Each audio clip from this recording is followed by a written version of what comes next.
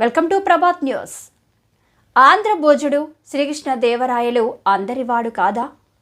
రాయలు పరిపాలన నేటి పాలకులకు ఆదర్శం కాదా? రాయలు వారి జయంతిని అధికారికంగా నిర్వహించాలని ఉద్యమాలు చేస్తున్న కాపు బలిజ సంఘాల డిమాండ్ ధర్మసమ్మతమేనా? ఈ అంశాలను ఈ వీడియోలో వివరంగా చూద్దాం.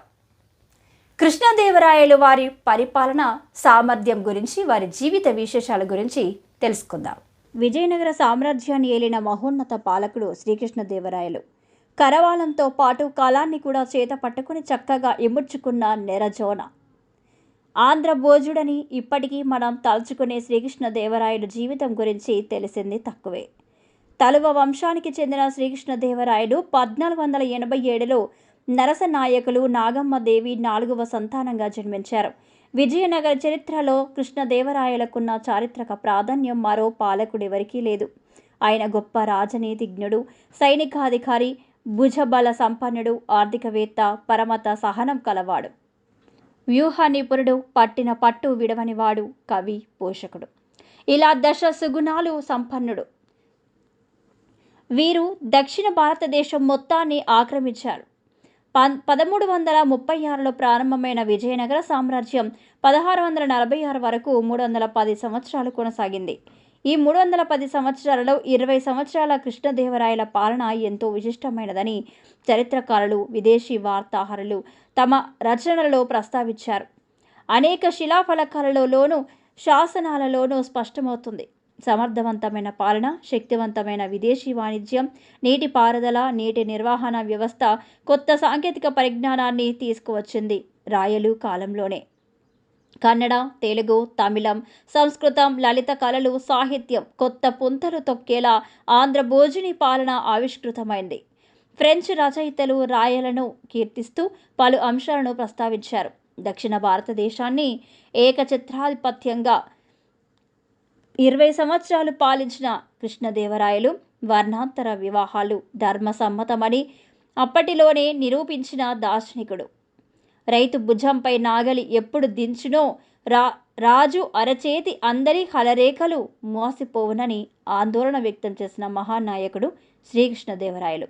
దేవమాతృక భూములకు మెట్ట వ్యవసాయాన్ని నది మాతృకములుగా అంటే మాగనాంలోనికి మార్చే వేళ ప్రభువుల కోశాధికారములు సర్వశూన్యములైనను సంతోషదాయకమని తన అనేక కావ్యాలలో స్పష్టం చేశారు. కేవలం మాటలకే పరిమితం కాకుండా అనేక చెరువులను తవ్వించారు. ప్రకాశం జిల్లాలో అతిపెద్దదైన కంబం చెరువును నిర్మించింది శ్రీకృష్ణదేవరాయలే. అప్పటిలోనే వ్యవసాయానికి నీటిపారుదలకు అత్యంత ప్రాధాన్యత ఇవ్వాలని మెట్ట, మాగాణి, తోట వ్యవసాయములను గురించి 100కు పైగా పద్యాలను రాసి ప్రజలలోకి విస్తృతంగా ప్రచారం చేశారు. తన 42వ ఏటనే మరణించిన శ్రీకృష్ణదేవరాయలకు దేశభక్తి, దైవభక్తి, భాషా శక్తి మెండుగా ఉండేవి. స్త్రీశక్తి, బడుగు ప్రజల, రైతు కూలీల విముక్తి, కులమత రహిత సమత మమతముల సామ్రాజ్యం స్థాపించాలని బాహటంగా ప్రకటించారు. దక్షిణ భారతాన్ని దక్షతతో పాలించిన సర్వశక్తి సంపన్నుడు కృష్ణదేవరాయలు. తెలుగు తల్లికి, తెలుగు భాషకు 3 పువ్వులు 6 కాయలుగా వన్నెవాసి చేకూర్చి రాయలవారు తెలుగువారి ఆరాధ్య దైవం అనడంలో ఎలాంటి సందేహం లేదు. అష్టదిగ్గజాలను పోషించారు, భువన విజయం సాధించారు. కేవలం దండయాత్రలు, కళా సాహిత్య పోషణకే పరిమితం కాకుండా ఆయన తన కాలంలోనే శ్రీ వెంకటేశ్వర స్వామి ప్రాధాన్యతను పెంచేందుకు కృషి చేశారు. మొత్తం 7 పర్యాయాలు తిరుమలకు వెళ్లారు. స్వామివారికి రాయలవారు ఆయన దేవరులు అశేషమైన కానుకలు ఇచ్చారు. తిరుమల ఆలయంలో ఆయన భార్యలైన చిన్నాదేవి, తిరుమలాదేవితో కలిసి ఉన్న కృష్ణదేవరాయలు ప్రతిమను కూడా ప్రతిష్ఠించడం గమనార్హం. ఇంతటి మహోన్నత పాలకుని గురించి ఎంతో పరిశోధన చేయవలసిన అవసరం ఉన్నది.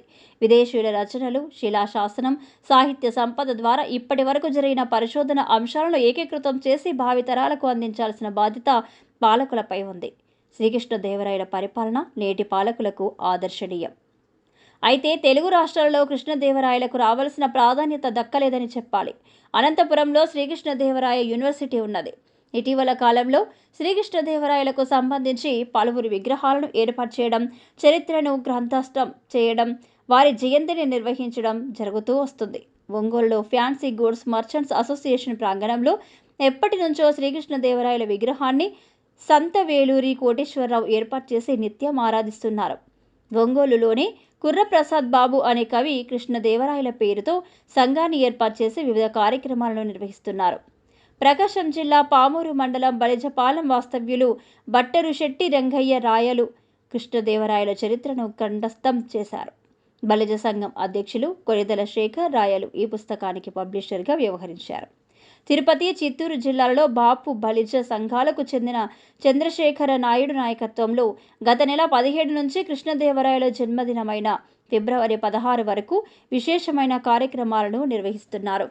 ఘనమైన వారసత్వ సంపదకు ప్రసిద్ధి చెందిన కృష్ణదేవరాయల జయంతిని అధికారికంగా నిర్వహించాలని, తిరుపతిలో ఆయన స్మారకం నిర్మించాలని, పాఠ్య పుస్తకాలలో కృష్ణదేవరాయల జీవిత చరిత్రను ప్రచురించాలని వీరు డిమాండ్ చేస్తున్నారు.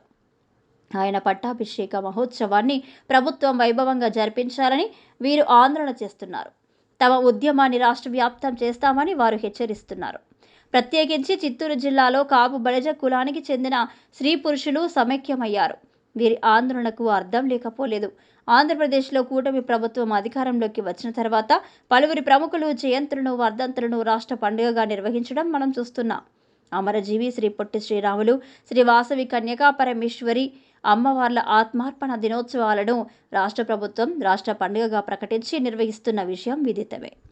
ప్రభుత్వం ఇప్పటికైనా కృష్ణదేవరాయలకు సంబంధించిన తగిన ప్రాధాన్యతను ఇవ్వాలని, ప్రజల నుంచి వచ్చే డిమాండ్లను విధిగా పరిశీలించి ఫిబ్రవరి 16వ తేదీ రాయలవారి జయంతిలోపు సముచిత నిర్ణయం తీసుకోవాల్సిన అవసరం ఉందన్నారు.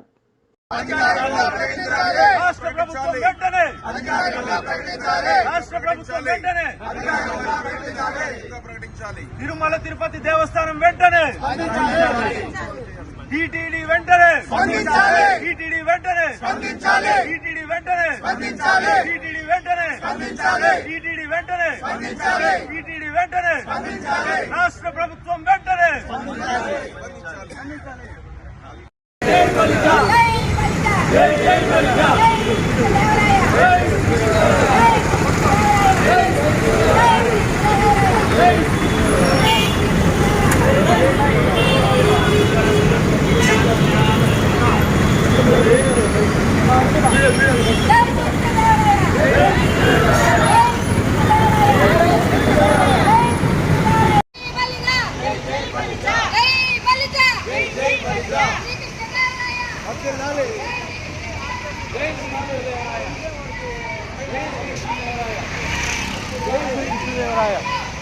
జై ఆర్పిఎఫ్.